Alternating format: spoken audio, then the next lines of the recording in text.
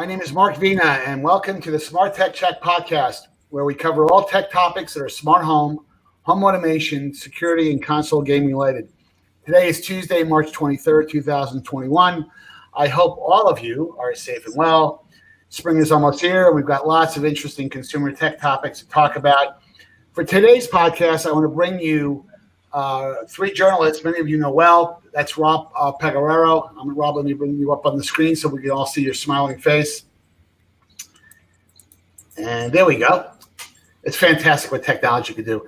Rob is a writer for USA Today and Yahoo Tech. John Quain, who writes for the New York Times and Digital Trends, among other publications. And my go-to person about baseball history, how to say that, Stewart?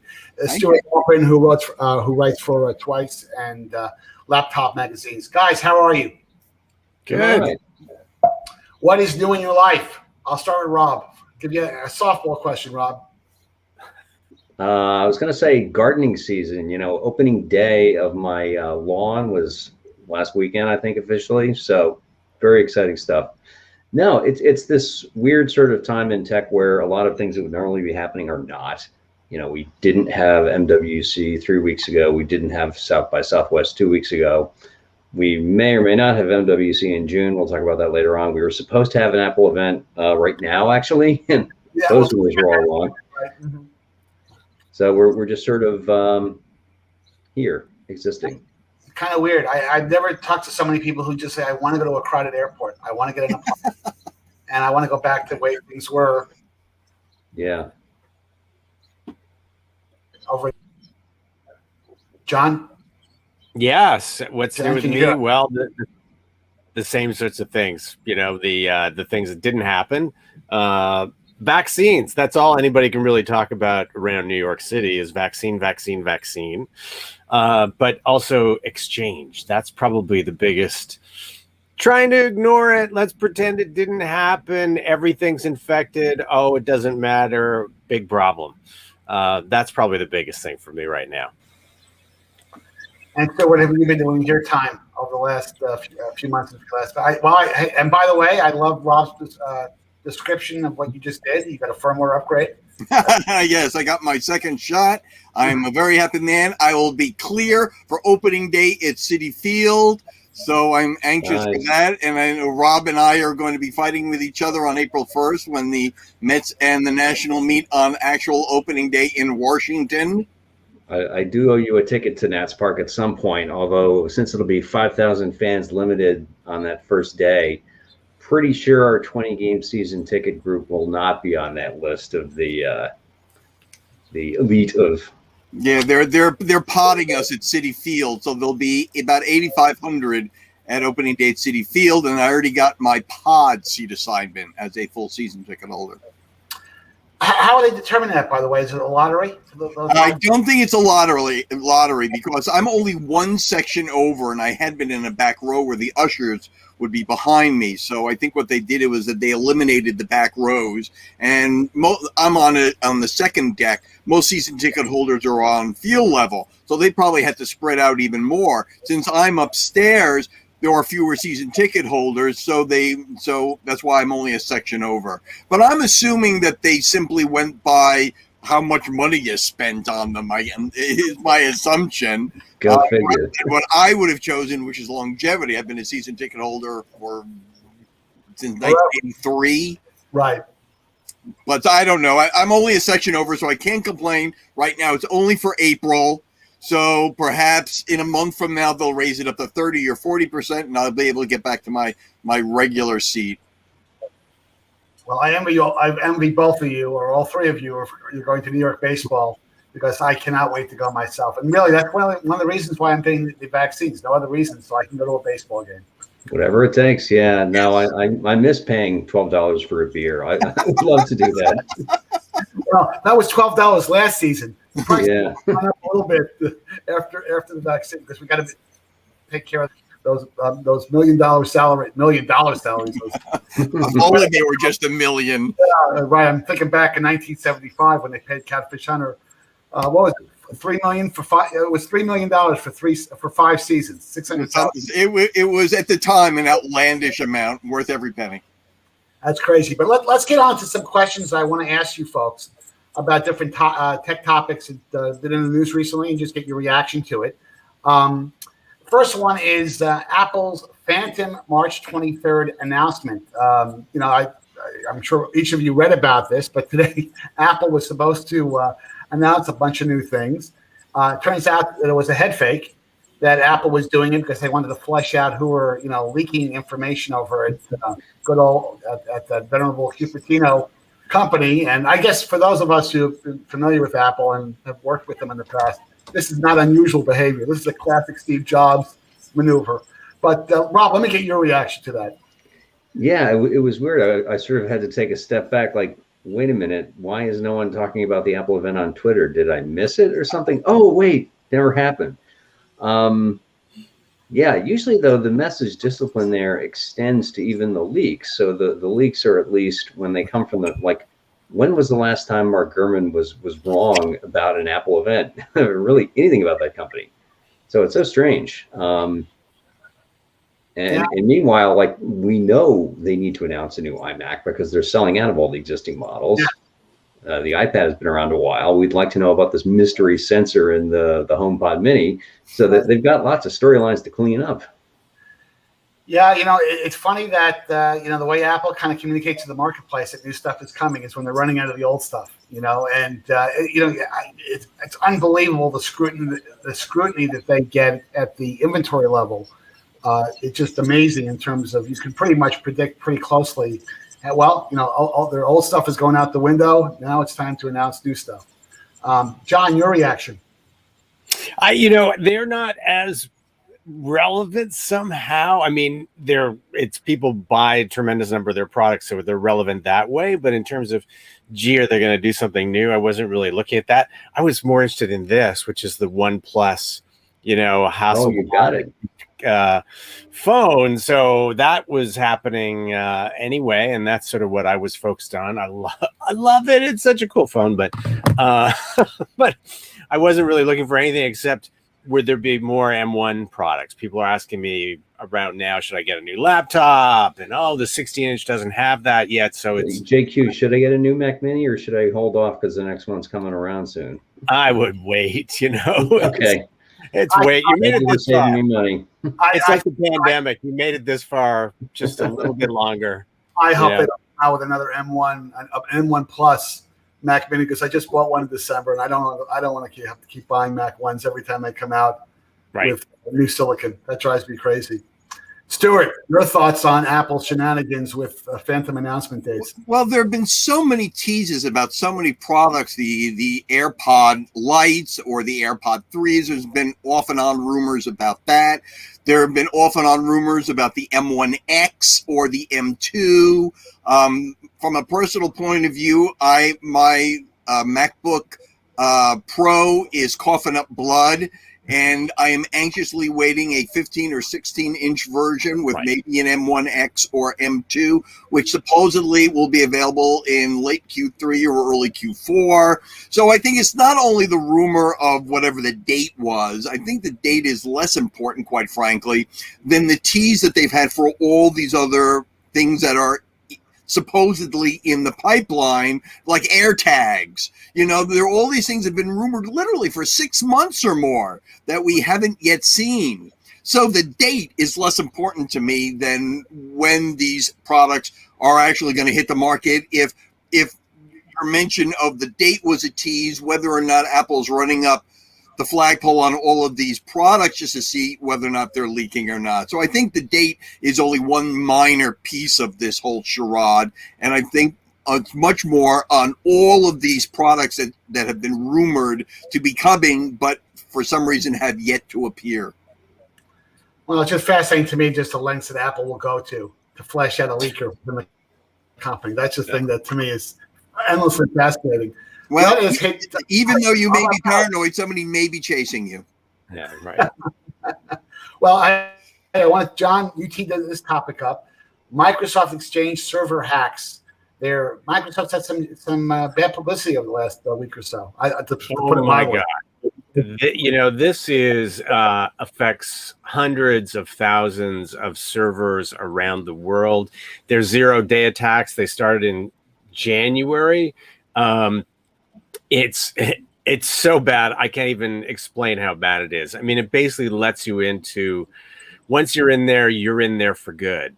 People have intruded on tens of thousands of systems that we know of already.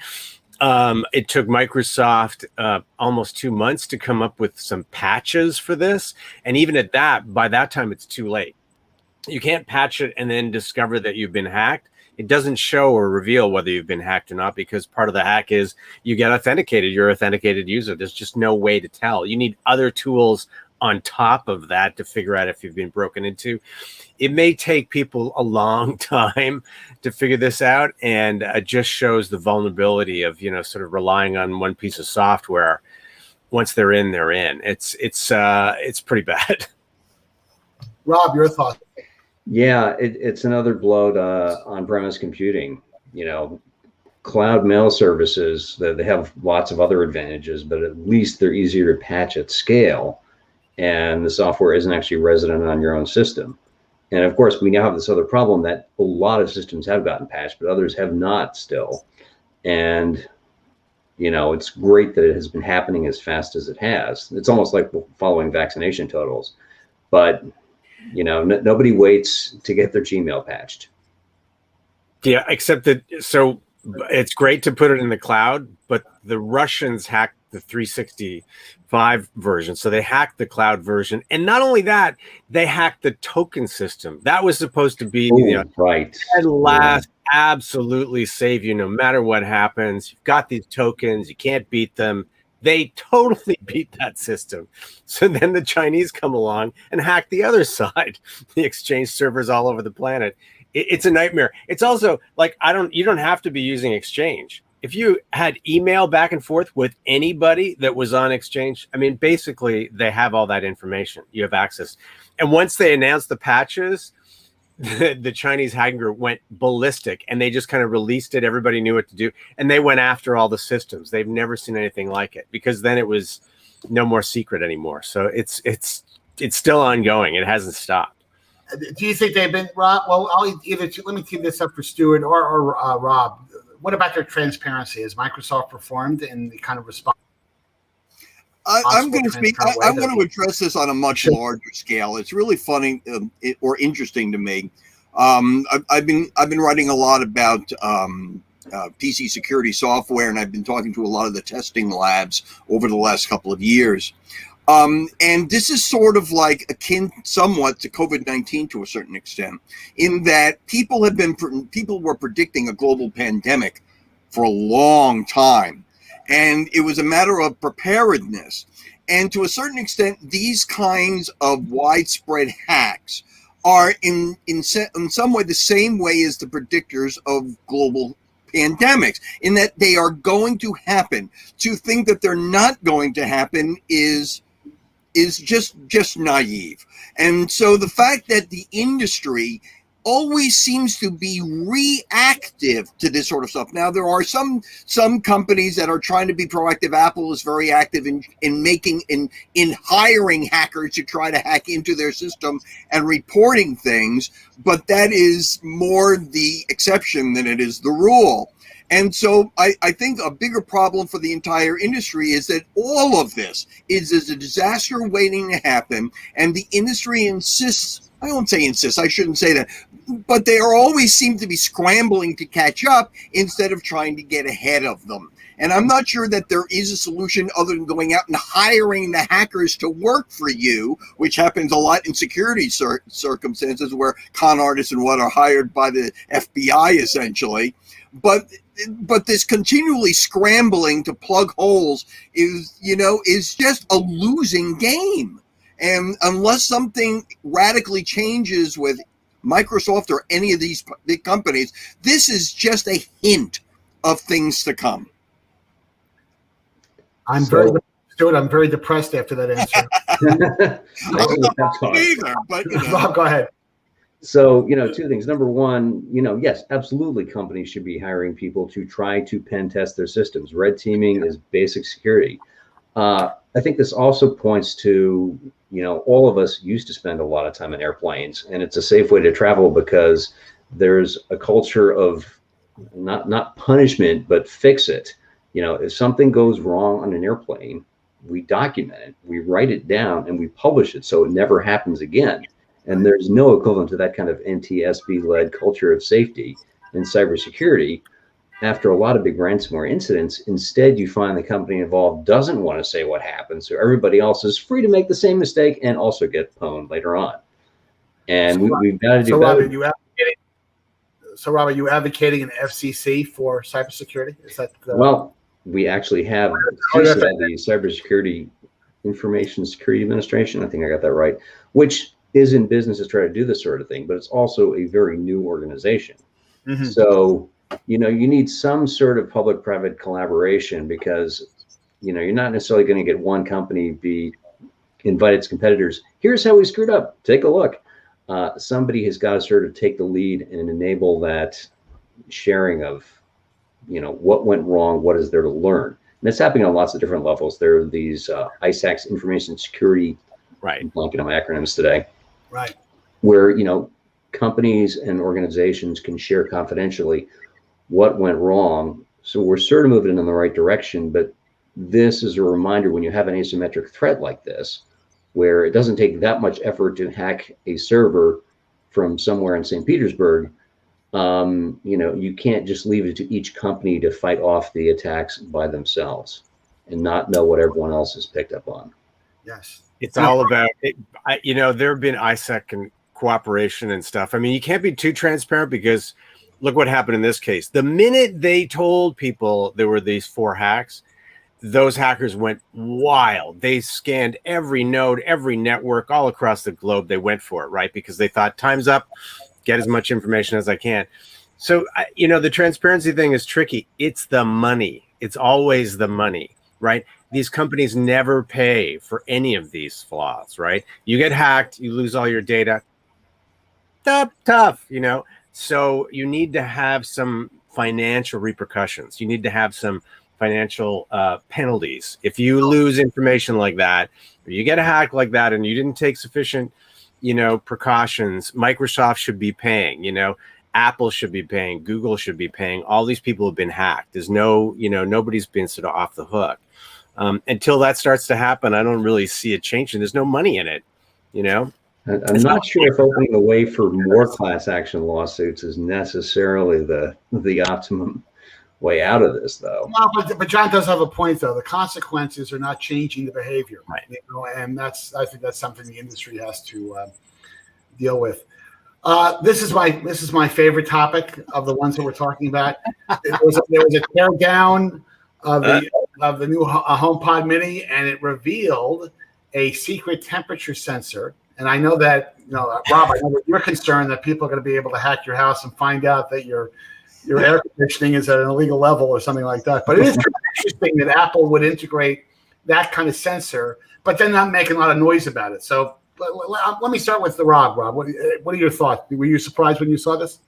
I'm more surprised Apple hasn't made a run at this category because on the one hand, the leading smart thermostat, Google's Nest, has not done all that well from Google's stewardship. Google took it over, killed off the entire Works with Nest ecosystem.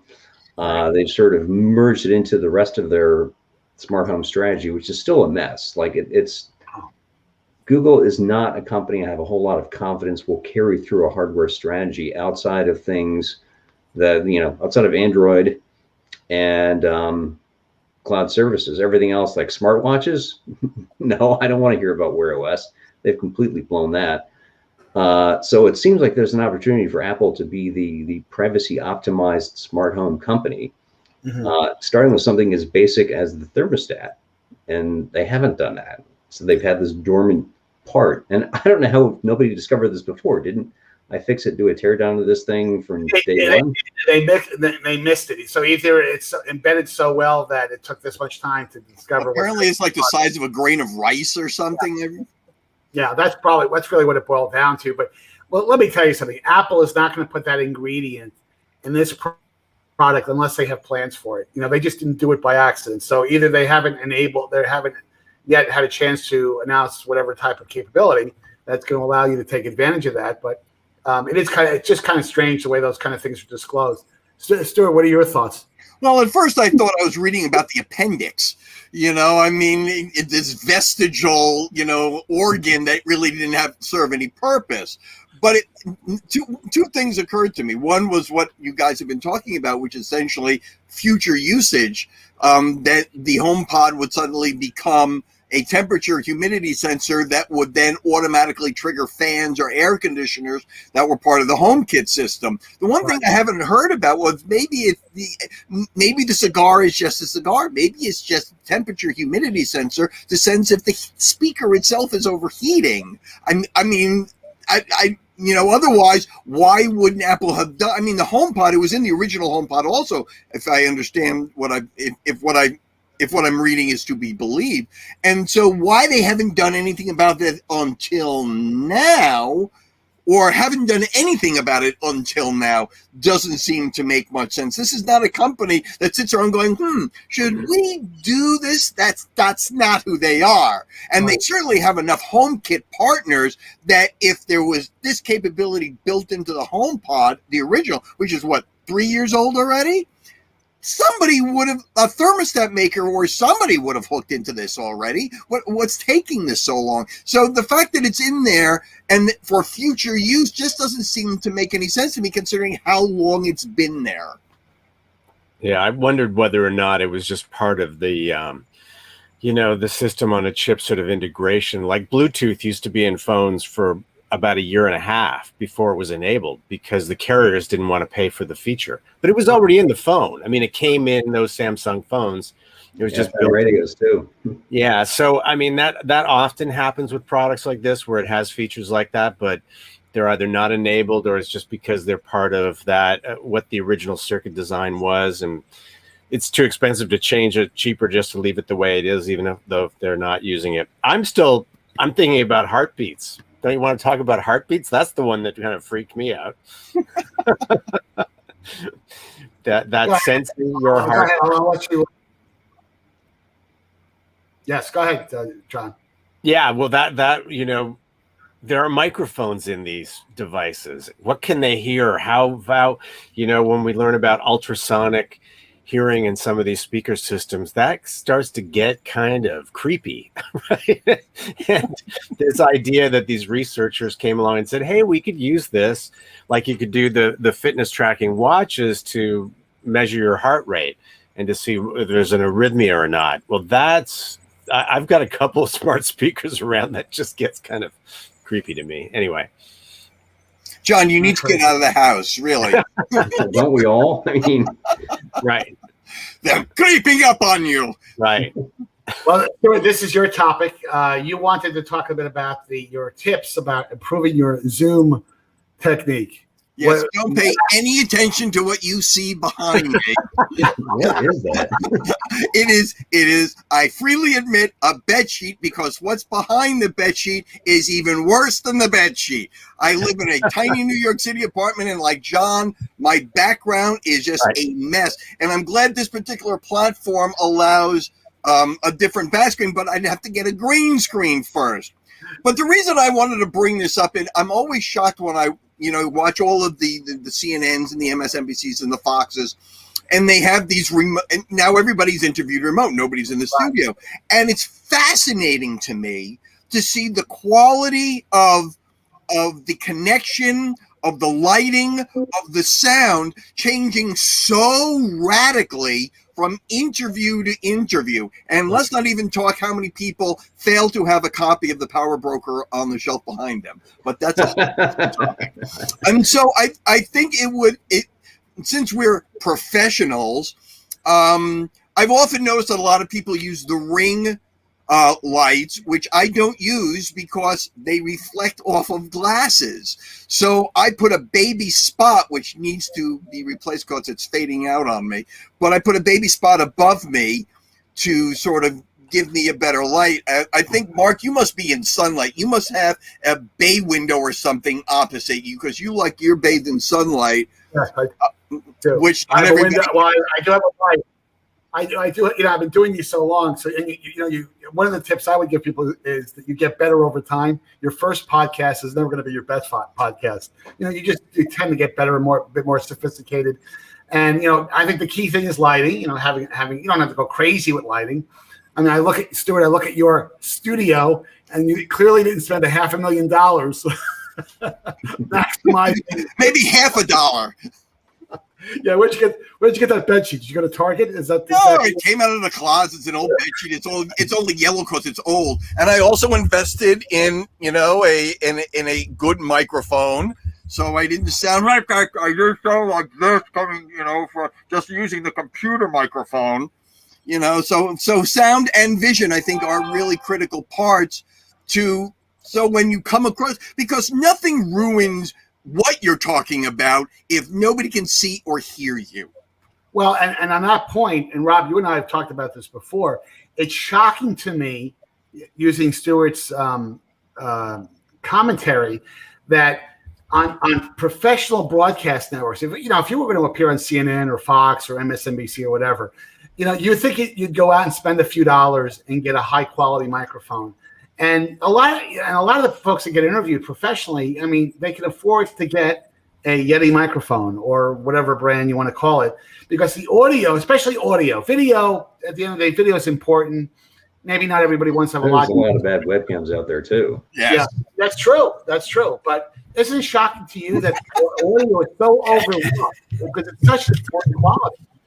The way I put it, the pep talk I gave to a friend of mine who was going to do her first virtual panel a few weeks ago was, don't worry, someone else is going to be much less prepared than you. You will look great in comparison, because there's always somebody who, that not only do they ignore the producer's request to have a plain backdrop, they have like a ceiling fan spinning above their head.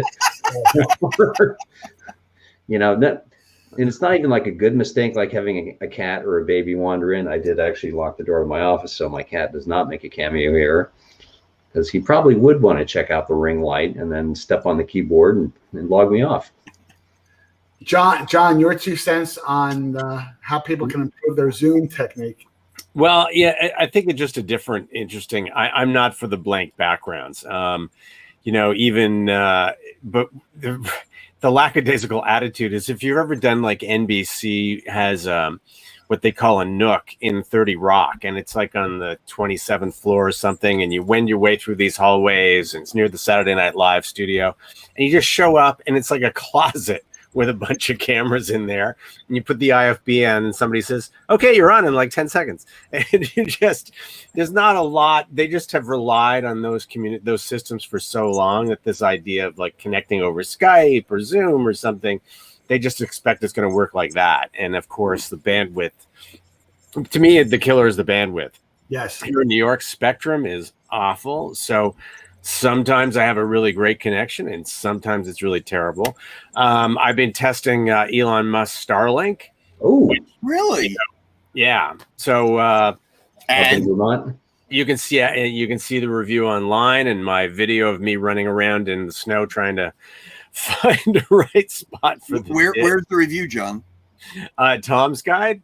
Okay, so you'll see it at Tom's Guide. There's a full review there, and it's interesting, but it's intermittent. So, and this is a synchronous. Doing video calls is synchronous, and those systems are asynchronous. So you get like a terrific download speed, and then it'll drop out. So it's not quite there yet, but it has a lot of promise. And in places like Vermont, places like that, there is no other option. There's no cellular service for most of the state. DSL is the only thing. You can't get cable. And the other satellite systems, somebody had posted on one of my reviews, well, there are these satellites. They're awful. I've tested. You don't want those. You've done the Hughes, and you've done, what's the other one? ViaNet? Yeah, they don't. They're like a 44,000 mile round trip. Right. So the latency on those systems is terrible. So what's that? I can't see it. I can't see it either. Starlink, your review. Oh, it is. Okay. Oh, there you go. Well, you also have to remember that the Starlink, they're only about 10% of the satellites. I think they've launched 120 satellites out of the 12,000. Well, I think it's 1%. So there's a lot more satellites that need to go up, and that may improve. I won't improve the latency necessarily, but it might improve the connection viability. Yeah, it should improve. They're up at about 1,100, 1,200 right now, and they're up to that already. Well, yeah, but every launch. I was right, 10%. They're around the U.S.-Canadian border, so they seem to be strung along the 49th parallel. They're like, so you have to kind of aim, the dish, whereas hopefully you won't have to as much anymore. And I tested in blizzards. We had a lot of snow and stuff, and it still managed to work. I mean, it's got a lot of promise. The other rocket that they keep testing that landed, but then one of the legs broke and it exploded. That rocket system can launch something like 400 of those satellites at once.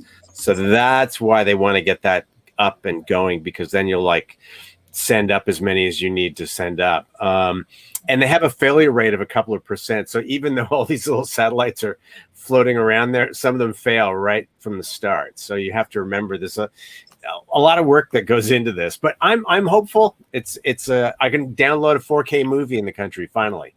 So keep dreaming, John. Keep dreaming. That will happen one day. Rob, Apple's app tracking transparency prompt. That was a kind of a bit of interesting news a few days ago. Yeah, it's been weird because if you read this from the perspective of what Facebook has said about this, which is the prompt Apple's going to show you, you may already see it. I saw it in Sling TV's app. Allow Sling TV to track your activity across other companies' apps and websites. Right. And then the company can make their defense of allowing this. This information may be used to better personalize your experience by showing you relevant ads, which is not a great sales job by Sling. Facebook has said this is going to kill local business. It's terrible, and everyone's like, really? Meanwhile, Google said we'll just stop this tracking. We'll stop analyzing your usage, which they should be able to. Don't they already know enough about me? Twitter has said they'll keep doing it, but they're going to work on the language in this prompt. And they said maybe this will actually make us more competitive against companies that have been able to put all this data together by seeing what you do in other apps. Yelp sort of gave me an inconclusive answer. Snapchat said, we're going to keep doing it, but we think it's a good move overall. So there's a lot of equanimity across the part of big tech that doesn't include Facebook. And then I also talked to a mobile marketing consultant who said, this is for a USA Today story that ran last weekend. This is going to hurt smaller developers who rely on ads to monetize their apps and who place ads to try to get customers for them. And he said, look, it really does make the advertising less valuable, less accurate, less efficient. But of course, the smaller developers get the least amount of say in this. And, they're just going to have to live with it because Apple has made its choice. And he expects Google will have some version of this, since we've seen this in general good competition between Apple and Google to sort of match each other feature for feature. One version of iOS, you see something like it in the next version of Android. Mm-hmm. Mm-hmm. John, any thoughts? Yeah, it's interesting to me because there's this whole business that goes on of selling this data and aggregating this data. There are companies that have no apps at all. They have nothing to do with apps, but they have the data and they grab the data and then they resell it, aggregated together, all sorts of information from, city infrastructure kind of information, data about traffic and where people are and what they're doing. It goes into a lot of research, and all that information there's a marketplace for that. This, in theory could kill it, but actually I think a lot of people just click, yeah, whatever. If there was a yeah, whatever button, they would be clicking that. So, I don't know what impact it'll really have, but it is just a kind of reminder to people that they are sort of being tracked and followed everywhere. But I think in the end, people just click yes or whatever. I mean, that's part of the problem. Someone downloads an app, they want to use the app so quickly, they fly right through the EULA. If there is one that you can see at the beginning of the experience, they could care less. And by the way, the app guys know that. And by the way, most of the EULAs are written. You need to be a lawyer with 45 years of legal experience to understand the agreements in detail. They're not written in very plain spoken English. No, and even TVs are doing, televisions. I got 3 in here right now, new TVs, and they even have that. And their privacy thing, if you start to look at it, and they want your credit card information and stuff, you don't actually have to give them any of that information. But finding a way around it, way at the bottom of the screen, it's difficult. They make it as hard as possible. Stewart, any thoughts? Yeah, the cynic in me is saying, yeah, thanks. You're a decade too late. This to me is such a pebble in the ocean. I used to say when people were talking about privacy, we're talking decade or more ago. Even before all of this, people were worrying about how much information are these companies getting and all of this. And I said, if you want privacy, go into your bathroom and lock the door. And don't take your phone with you. You did see the fully connected toilet at CES, right? This whole conversation to me is just so nuts. Oh, thank you. You're giving us this little token of privacy. Oh, thank you, lords of Apple. It's like, it's too late. Our stuff is out there, so it's going to stop them from collecting a little more. And somebody's not going to figure out a way of getting around it, or you use so many other devices that they'll get the information from someplace. This is going to inconvenience a few people for a short period of time. But the whole idea of keeping our lives privacy, I gave that up, decades ago. Let's come to the understanding that we live in a society that is this close to Big Brother. And I'm thankful that I am about to go on Social Security and that I won't be around to see war become equal peace. I think, aren't you channeling Larry Ellison? Wasn't he the guy who made the famous line, something along the lines of, just get over it. There is no privacy anymore. It could have been. Like I said, this is more than a decade. As soon as you opened up your first PC and got onto the internet, you gave up your privacy because everybody was initially asking for your information, and then they just decided just to take it because you just agreed to this, this laundry list of permissions that you gave everybody that you never read.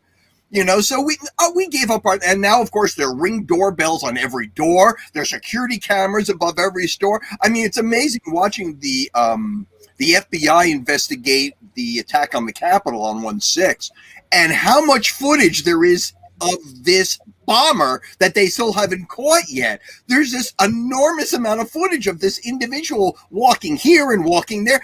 I can't believe how much footage there is of this individual. And even 5 years ago when that happened, that would never have happened.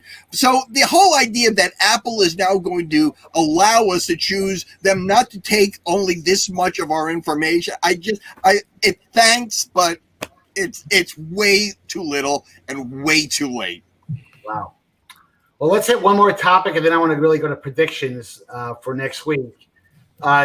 I think, Rob, you teed this one up. Our good old federal government, they want to provide subsidies for student broadband, And by the way, yes, I read about this for Fast Company. That was 2 weeks ago, I think. And this is an interesting case where, even a lot of the more free market minded think tanks agree that, we should do something about it. This is a case of market failure. Students need some kind of broadband to learn.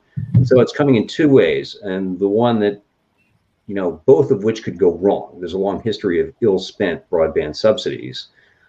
So one of them is there's going to be a program by which you can get $50 coupons to pay for your broadband, which, there's a whole verification process. There's eligibility requirements. Not anybody can get it.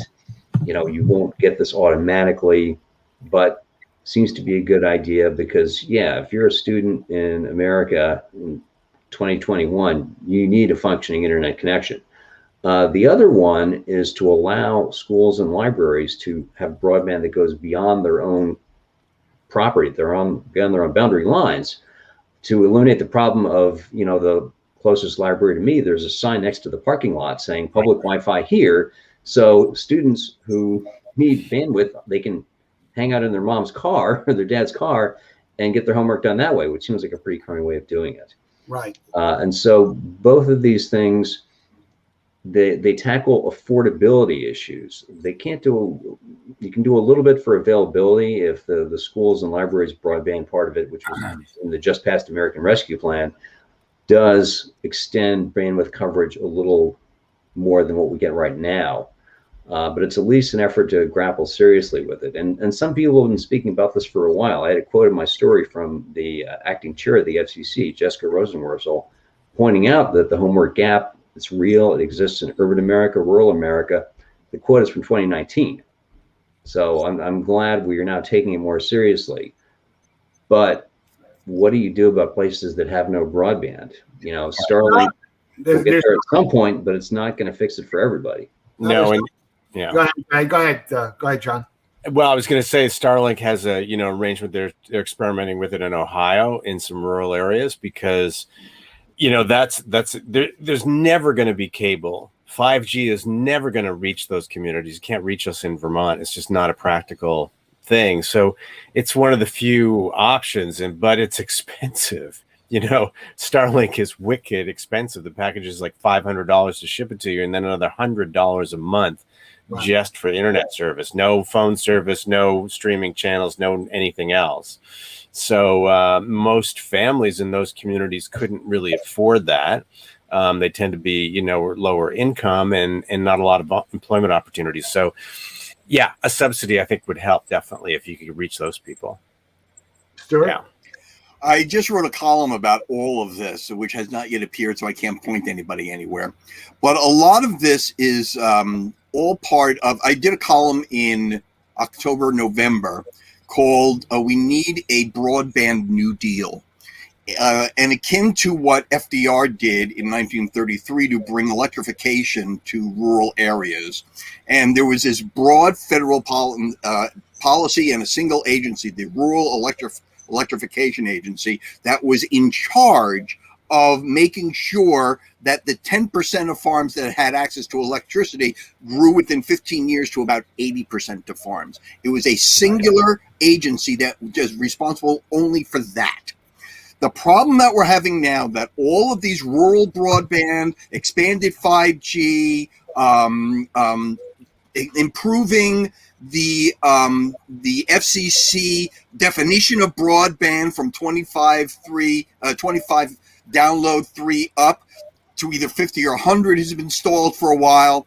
The problem in the federal government right now is that nobody is in charge of broadband policy, and all of these ad hoc methods. For instance, the federal subsidy for the student broadband, you have to apply for it online, which is one of the funniest catch-22s I've ever run into, because you need broadband in order to apply to get broadband. You can do it on a phone. I did check the I understand. It's still part of a page. program that isn't even up and running right now. They've moved up the Office of Science and Technology to cabinet level, and the guy who has been nominated to be the secretary of this at the cabinet level is Dr. Eric Lander, who is a microbiologist.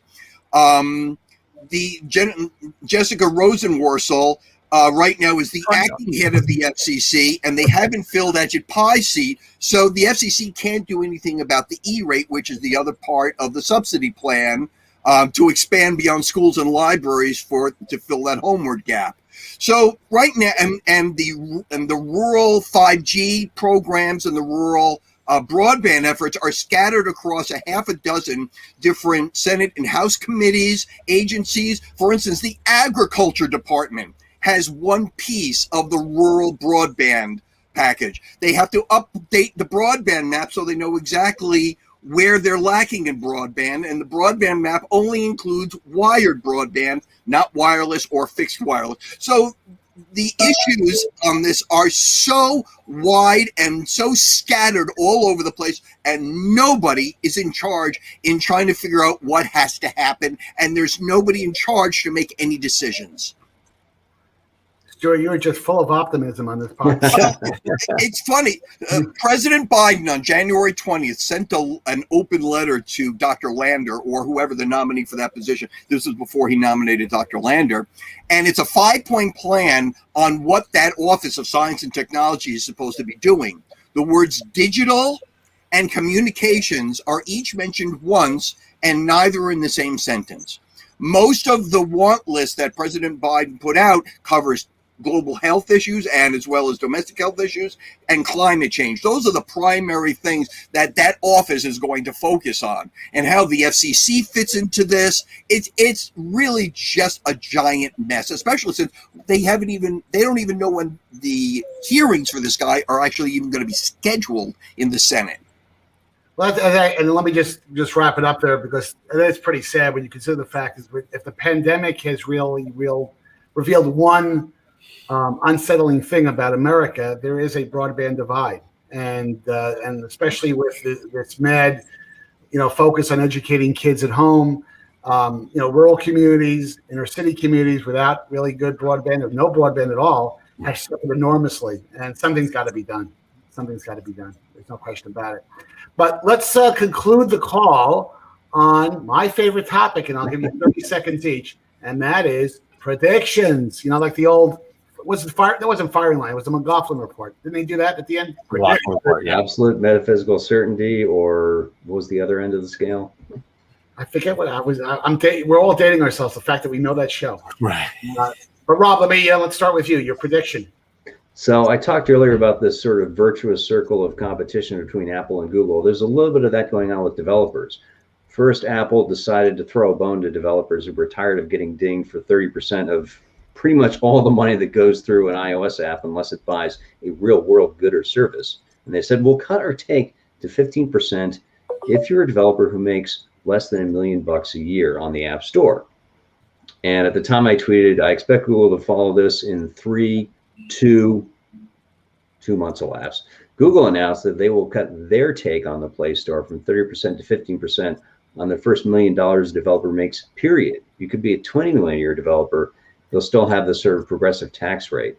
Right. I got to think Apple's going to follow suit, because the system they have now is you can, graduate from this and get whacked at 30%. So we have developers who will try to stay under $1 million a year, like run negative ads against their app or something in December to tank their sales. They're making work for themselves, and I think it would do everyone a big favor if Apple would just say, "Yeah, your first $1 million, you get to keep 85% of that too." John, your prediction. Oh gosh, I keep waiting for the other Peloton to drop. There's this attitude of, there's growing attitude in Silicon Valley and these companies of, if I just don't say anything, it'll just go away. PR people, it does not work. Yeah, Tesla doesn't even have like PR people or anybody to respond, or SpaceX. You can call and email, but they're just never going to respond. They have a serious problem now. They're trying to do something that they don't have the technology to do, which is to do autonomous driving. They simply don't have the basic technology to do that. So they're going to be under investigation. But Peloton was the most recent case where they've had a fatality on it. Look, we know from Facebook's and Sheryl Sandberg, look, it's a dangerous thing, a treadmill. Her husband had an accident, and, so there was a fatality on a Peloton. What did Peloton do? Said nothing about it. Said, gee, we're sorry about that fatality, but didn't say anything about how it happened, what I could do as a parent to prevent it from happening. They were just silent on it. But I think that's going to come back to haunt them. I mean, consumer affairs are much more important now, and relations, and you can't just do that with a product and just expect it to go away. Let's just just offer the family a discount on the next Peloton model that comes out. Stewart, predictions.